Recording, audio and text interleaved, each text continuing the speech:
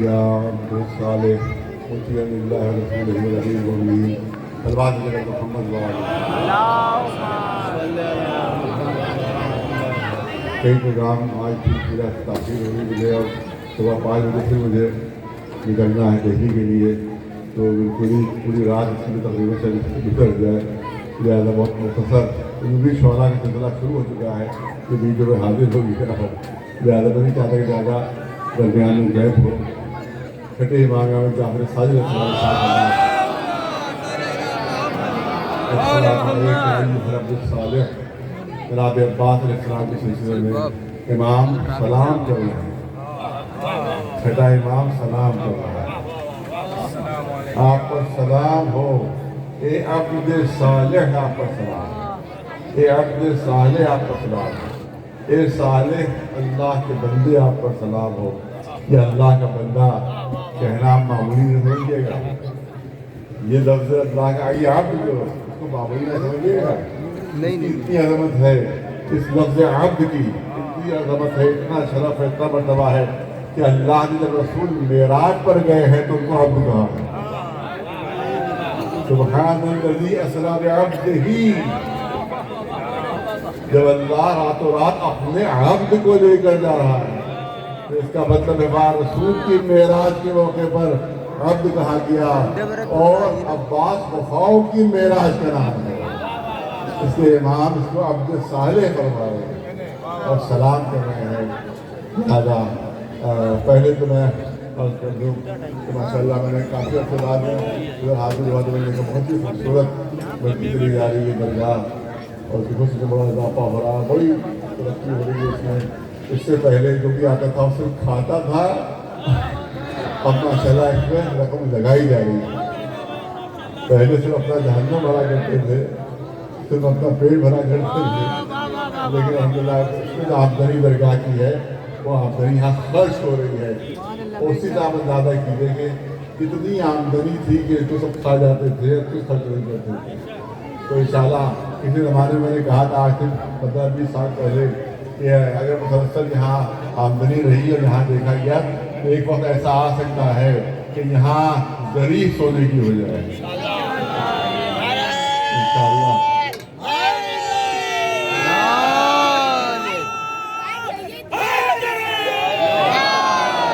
اس طرح سے اصل روزے بدری سونے کی ہے، جناب عباس کی اصلی روزہ ہے، اس کی ذریعے سونے کی انشاءاللہ یہاں کے اوپر اللہ نے چاہا تو یہاں بھی ذریعے انشاءاللہ سونے کی ہو جائے گی انشاءاللہ،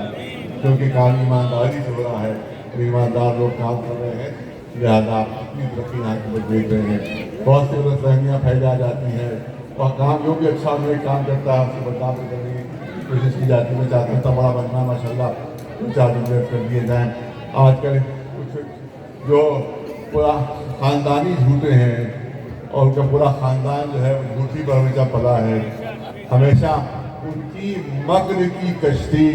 ہمیشہ جھوٹ کے پانی میں چلی ہے، اور جس میں ایڈمنسٹریشن کی چاپلوسی کے چپو لگے ہوئے ہیں، وہ اس طرح سے کشتی کھیل رہے ہیں، وہ الزامات لگاتے ہیں جیسے الزام لگاتے ہیں۔ وہ میں چاہتا ہوں کہ اس کو کلیئرفیکیشن ہو جائے، کیونکہ ہو سکتا ہے کچھ بچوں کو غلط فہمی ہو گئی ہو کہ یہ جو مسجد ہے شہزرے والی مسجد، شہزرے والی مسجد کے لیے کون لکھا جا رہا ہے کہ موجودہ جو وہ ہے چیئرمین ہے یا موجودہ جو بورڈ ہے اس نے بیچ ڈالا شہزری کی مسجد کی زمین کو بیچ ڈالا موجودہ چیئرمین یا موجودہ جب اس کو بھی اس کے اوپر لپیٹا جا رہا ہے، چیئرمین صاحب کو بھی وہاں کے بورڈ کو بھی۔ لیکن آپ یاد رکھیں کہ یہ وہ جو تیاگی ہے، جو منحوس تیاگی ہے، یہ اس نے اس کو ڈی ایس پی کے زمانے میں ستیش مشرا کے ہاتھ میں دی تھی اور این او سی اس نے دی تھی۔ وہ این او سی کی کافی آج بھی گورنمنٹ کے ریکارڈ میں ہے، ہمارے پاس بھی این او سی یعنی ہمیں گورنمنٹ اگر یہ لے لے تو ہمیں کوئی اعتراض نہیں ہے، اور اس کے بدلے میں زمین ملی تھی اس کو۔ اور آج جو ہم پر تانا دے رہے ہیں کہ ہم نے یہ زمین بیچی ہے، جس وجہ سے یہ زمین دی ہے گورنمنٹ کو، بدلے میں زمین ملی ہے، وہ بدلے میں ملی ہوئی زمین جب بکی ہے تو وہی لوگ اس کو لڈو کھلا رہے تھے۔ آج بھی سوشل میڈیا پر تصویر موجود ہے لڈو کھلاتے ہوئے، کچھ نقلی مولوی جو آج ہم پر تان کر رہے ہیں، وہ اس زمانے میں لڈو کھلا رہے تھے منحوس تیاگی کو کہ جب اس نے شہزادی کی زمین کو گورنمنٹ کو دیا ہے اور اس کے بدلے میں جو زمین ملی اس کو بیچا ہے، تو جب ان کا حصہ ملا ہے تو آپس میں ایک دوسرے کو لڈو کھلا رہے ہیں۔ اس سے آپ اندازہ فرمائیں کہ کتنے بڑے جھوٹے اور مکار لوگ ہوتے ہیں۔ جس طرح سے چور جب چوری کر کے بھاگتا ہے تو خود چور چور چلانے لگتا ہے تاکہ اس کی طرف سے توجہ ہٹ جائے۔ سب سے بڑے دنیا کے بے ایمان یہ ہیں، لہذا دوسروں کی بے ایمانی دوسروں پر جھوٹا الزام لگا کر اپنی بے ایمانیوں کو چھپانا چاہتے ہیں۔ لہذا ان سے ہوشیاری نقلی مولوی ابھی معلوم ہمارے شمیر شفیع صاحب نے کسی بھی سوشل میڈیا میں کہا کہ جو اپنے گرو کہتا ہے، دھرم گرو کہتا ہے اپنے کو مولوی کہتا ہے، انہی نے کہا ہے کہ اگر کوئی بتا دے کہ کس مدرسے کو پڑھا تھا تو بتانے والوں کو 1 لاکھ کا انعام دیا جائے گا۔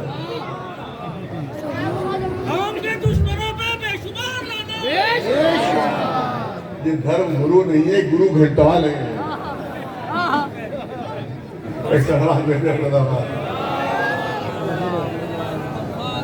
بات بائی کربلا کے سلسلے میں الٹی سیدھے افواہیں سوشل میڈیا پھیلائی جا رہی ہے۔ الحمدللہ وہاں کے پر پوری نپائی ہو چکی ہے، اور جو وہاں پر ماروتی شو روم ہے اور جو بڑے بڑے وہاں پر شادی گھر بنے ہوئے ہیں، الحمدللہ سب کی نپائی ہو چکی ہے۔ لیکن ابھی ایڈمنسٹریشن جو ہے وہ تھوڑی سی اس میں تساہلی کر رہا ہے، لہذا میں یہاں سے اعلان کرتا ہوں کہ اگر ایڈمنسٹریشن نے ڈی ایم صاحب نے اے ڈی ایم صاحب نے جو زمینیں ناپ کی ہیں عباس باغ کی، اگر وہ عباس باغ کی وقت کو سپرد نہیں کی انہوں نے، تو حضرت گنج میں ہمارا احتجاج ان کے خلاف ہوگا، ڈی ایم کے خلاف احتجاج۔ اس پہ یہ بھی جو ہے وہ تساہلی کر رہے ہیں، لیٹ کر رہے ہیں معاملے کو، اے ڈی ایم کرنے لے، کیونکہ ان کو ہمیں واپس کرنا ہے زمین، دبائی بھی کر دی ہے۔ تقریباً 23 بیگھا زمین نکلی ہے اس میں عباس باغ کی کربلا میں، کہ جو وقت کی ہے، اور جس کو اسی تیاگی نے بیچا تھا مسلم لوگوں کے ہاتھ، مسیح وزیر مسلم لوگوں کے ہاتھ بیچا تھا۔ آج الحمدللہ اگر تھوڑا سا قوم نے ہمارا ساتھ دے دیا کہ بہت بڑی زمین ہم کو انشاءاللہ واپس مل جائے گی، اور ہم نے طے کیا ہے کہ جتنی انجمنیں ہمارا ساتھ آج تک دیتی آئی ہے، ہر انجمن کو 500 اسکوائر فٹ کا ایک پلاٹ اس میں سے انشاءاللہ دیا جائے گا۔ ایک سوال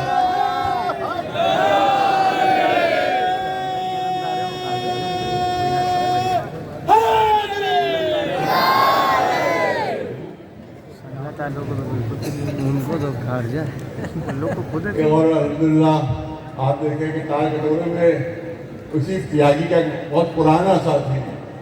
وہاں کے وقت تھا، جمع ہوا تھا وہاں پر، بالکل مگرمچھ کی طرح سے منہ کھولے ہوئے وہاں قبروں کو کھا رہا تھا وہ۔ الحمدللہ اس کو بھی اس میٹنگ میں ہٹا دیا گیا ہے، اور اس کو بھی دفان وہاں سے کر دیا گیا ہے،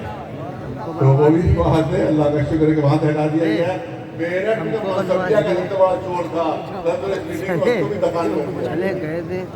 اس کو بھی ہٹا دیا گیا ہے۔ تو الحمدللہ دستا پرانے چور تھے وسیم کے ساتھی، الحمدللہ سب کے سب ہٹ رہے ہیں۔ ایک سرسی کا تھا جو بڑا ساتھی تھا ان کا، الحمدللہ اس کو بھی ہٹا دیا گیا ہے، اور سب انشاءاللہ پوری امید یہ ہے کہ بہتر سے بہتر کام ہوگا، اچھے سے اچھا کام ہوگا۔ وقت کی ترقی کا نام ہے شیعوں کی ترقی۔ اگر وقت ترقی پا گیا تو مطلب شیعہ قوم کی ترقی ہو جائے گی، اس کے بعد ہمیں کسی کے سامنے ہاتھ پھیلانا نہیں پڑے گا، بلکہ دوسرے ہمارے سامنے ہاتھ پھیلائیں گے۔ اگر اوقاف کو صحیح طور سے لایا گیا تو ہماری قوم اپنے پیروں پر کھڑی ہو جائے گی، اتنے بڑے بڑے اوقاف ہمارے پاس ہے۔ یعنی انشاءاللہ پوری کوشش جاری ہے، اور اللہ نے کامیابی دی ہے، اور امام زمانے کے خیر میں کامیابی انشاءاللہ آگے ملتی رہے گی۔ ایک سلمان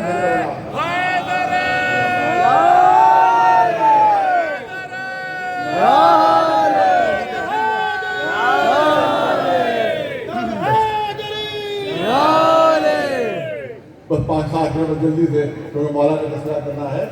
کہ آپ دیکھیں کہ مولا کے سلسلے میں سب کو معلوم، بچے کو معلوم ہے کہ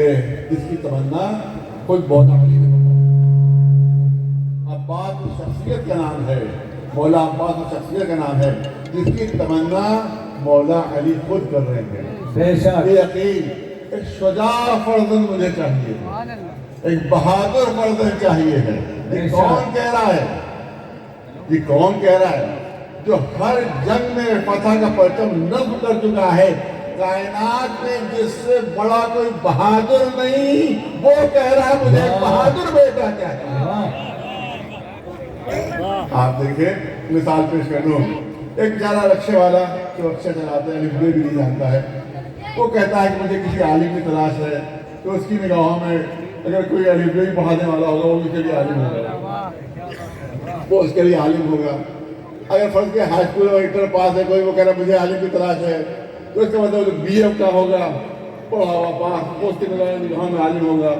اگر ایم اے پاس ہے، وہ کہے گا مجھے عالم کی تلاش ہے، تو اس کی نگاہوں میں پی ایچ ڈی اور ڈیلیٹ ہوگا، وہ عالم ہوگا۔ اگر کوئی مجتہد کہے کہ مجھے عالم کی تلاش ہے، تو اس کی نگاہوں میں کوئی اور عالم ہوگا۔ اگر کوئی مرجع وقت کہے کہ مجھے کسی عالم کی تلاش ہے، تو اس کی نگاہ میں کوئی اور عالم ہوگا۔ اور اگر کوئی عالم دورہ کہے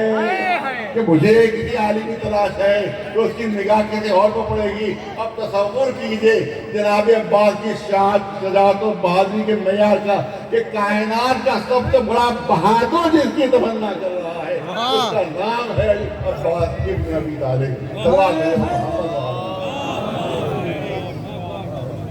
بہت پہلے میرے امام بڑا فرما میں چند جملے کہے تھے، وہ چند جملے کہہ کے میں اپنی بات کو مکمل کر رہا ہوں۔ عجیب و غریب شجاعت تھی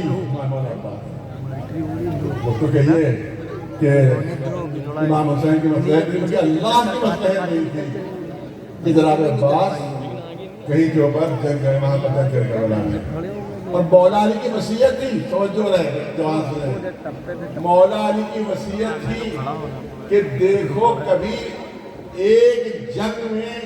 3 بہادروں کو جمع نہ کرنا، جب لگائے جائیں گے تو کبھی ایک جنگ میں 3 بہادروں کو جمع نہ کرنا، ورنہ روئے زمین پر کوئی باقی نہیں بچے گا۔ توجہ رہے، ایک جنگ میں، ایک معرکے میں 3 بہادروں کو جمع نہ کرنا، ورنہ روئے زمین پر کوئی زندہ باقی نہیں ہے۔ کون؟ محمد حنفیہ نمبر 1، مسلم ابن عقیل نمبر 2، حضرت عباس علیہ السلام نمبر 3۔ ان تینوں کو کبھی ایک جنگ میں جمع نہ کرنا۔ اسی لیے امام حسین نے جناب محمد حنفیہ کو اپنا نائب بنا کر مدینے میں چھوڑ دیا، جناب مسلم کو کوفے میں اپنا نائب بنا کر بھیجا، جناب عباس کو کربلا لے گئے، مگر جنگ کی اجازت نہیں دی، مگر جنگ کی اجازت۔ ایک بہت بڑا جرمن عالم ہے، بس پہلے کا 2-3 منٹ، بہت بڑا جرمن عالم ہے، اس نے کتاب لکھی ہے امام حسین پر کربلا پر، اور اس کا ٹرانسلیشن جو ہے وہ ایران میں چھپا ہے۔ میں کتاب کا نام بتا دیتا ہوں تاکہ کوئی اگر ہو تو دلچسپی تو دیکھ لیں۔ کتاب کا نام ہے امام حسین اور ایران، اور اس کا لکھنے والا ہے جرمن کا نام ہے پروفیسر فریشلر۔ وہ کتاب میرے پاس موجود ہے، کوئی بچہ دیکھنا چاہے تو دیکھ سکتا ہے۔ پروفیسر فریشلر اس کا نام ہے، جرمن پروفیسر ہے۔ اس نے کربلا کے واقعات پر کتاب لکھی ہے، ایران میں چھپی ہے وہ کتاب، امام حسین ایران کے نام۔ جناب عباس کی بہادری کے جو سے گوشے لکھتے ہیں، وہ چند آپ کے سامنے پیش کرنا چاہتا ہے، چند گوشے آپ کے سامنے پیش کرنا چاہتا ہوں۔ وہ کہتا ہے کہ عباس کی بہادری وہ بہادری تھی کہ جب میدان جنگ میں جاتے تھے تو جب وہ رجز پڑھتے تھے، رجز یعنی جب بھی کوئی پہلوان عرب کا طریقہ تھا جو اپنی بہادری بیان کرتا تھا، میں ایسا بہادر ایسا بہادر ایسا، اس کو رجز کہتے ہیں۔ تو جب میدان میں جاتے تھے اور عباس رجز پڑھتے تھے تو رجز میں کوئی اس طرح سے اپنی بہادری بیان کرتے تھے کہ سامنے والے دشمن کا آدھا دم تو رجز سے نکل جاتا تھا۔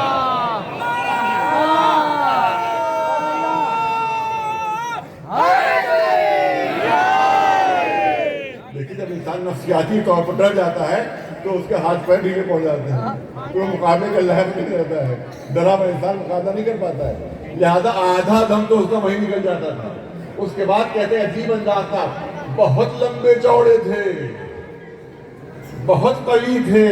بہت جسیم تھے، جب گھوڑے پر بیٹھتے تھے تو پیر زمین سے لگنے لگتے تھے۔ اتنا جسیم، اتنا لمبا چوڑا آدمی، اس کو گھوڑے پر اگر بیٹھا ہو تو گھومنے میں دیر لگتی ہے، موڑنے میں دیر لگتی ہے، ٹائم لگتا ہے۔ دبلا پتہ تو جلدی سے سیٹ سے مڑ جائے گا،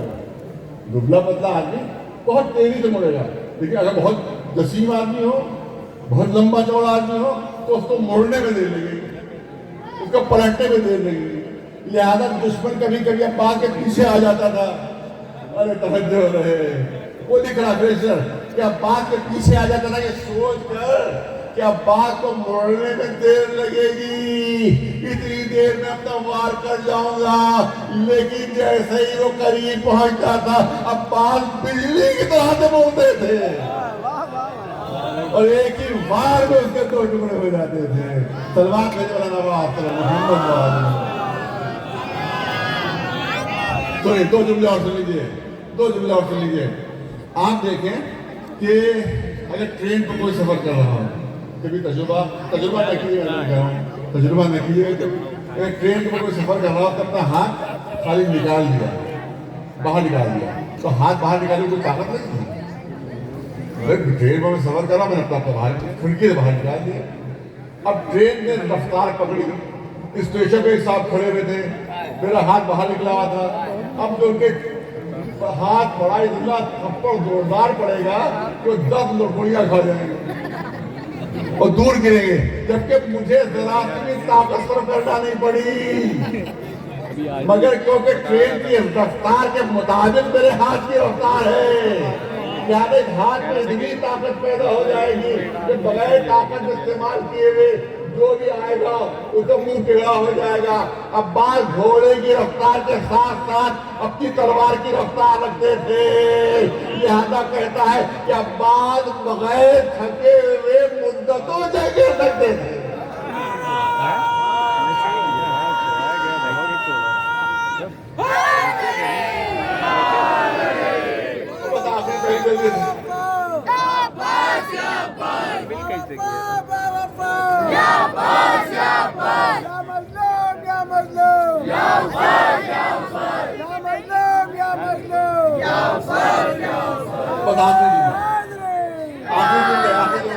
جناب وہ لکھ رہا فریشر لکھ رہا ہے کہ عباس نے بالکل نیا وار ایجاد کیا تھا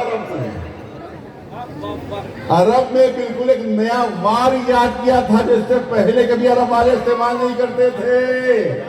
عباس نے بالکل نیا وار ایجاد کیا تھا، کیونکہ عرب والے پہلوان جب میدان میں آتا تھا تو تلوار اٹھا کر یا سر پر وار کرتا تھا یا پھر تلوار ڈھل لے جا کر کمر پر وار کرتا تھا، تو تلوار اٹھانا پڑتی ہے، اس کو تبھی تو سر پر پڑے گی، تلوار پیچھے لے جائے گا تبھی تو کمر پر پڑے گی۔ لیکن عباس نے عجیب انداز اختیار کیا تھا، جب وہ حملہ کرنے آگے بڑھتے تھے تو تلوار کی نوک کو بالکل زمین سے ملا دیتے تھے، تلوار کی نوک کو بالکل زمین سے ملا دیتے تھے۔ سامنے والا پہلوان آیا یہ سوچتا ہوا کہ عباس کی تلوار اٹھے گی، اونچی ہوگی، میرے سر پر پڑے گی، اس لیے وہ سپر لیے کھڑا ہوتا تھا، اب میں سپر کو روک لوں گا، لیکن عباس تلوار کو اٹھاتے ہی تھے، وہی نوک ایک دم سے آگے بڑھا کر سیدھی اس کی گردن پر وار کرتے تھے، گردن الگ ہو جاتی تھی اور الگ ہو جاتا تھا، سپر الگ ہو جاتی تھی۔ ایک سلوار میرے محمد پالنے والے تیری بارگاہ میں دست دعا ہے کہ تو طفیل محمد آل محمد علیہ السلام اور اس چھوٹے آقا کی طفیل میں ہمارے گناہوں کو معاف فرما دے، نیک اعمال کی توفیقات عنایت فرما دے، پالنے والے ہم جو بیمار اور شفا عطا فرما دے، جو مفروض ان کا قرض ادا ہو جائے، جو بے اولاد ان کو اولاد کی نعمت نواز دے، جو بے روزگار ان کو روزگار عطا فرما دے، جو بار روزگار ان کو روزگار کی ترقی عنایت فرما دے، پالنے والے جو آقا ابھی دشمنوں کے قبضے میں پالنے والے وہ دوبارہ ہم کو مل جائے، پالنے والے اوقات جتنے بھی سب کا انتظام صحیح ہو جائے، پالنے والے یہاں کے لوگ جو متدین ہیں ان کو بھی دینی و دنیاوی ترقی عنایت فرما دے، پالنے والے ہمارے امام کو حضور میں تعجیل فرما اور ہم کو ان کے غلاموں کے انصاروں میں شمار فرما۔ ان اللہ ملائکتہ یصلون علی النبی یا ایھا الذین آمنوا صلوا علیہ وسلموا تسلیما۔ نعرہ تکبیر، نعرہ تکبیر، نعرہ رسالت، نعرہ رسالت، نعرہ حیدری، نعرہ حیدری، لبیک یا حسین، لبیک یا حسین۔ اے کیا حسین اللہ اکبر محمد و آل محمد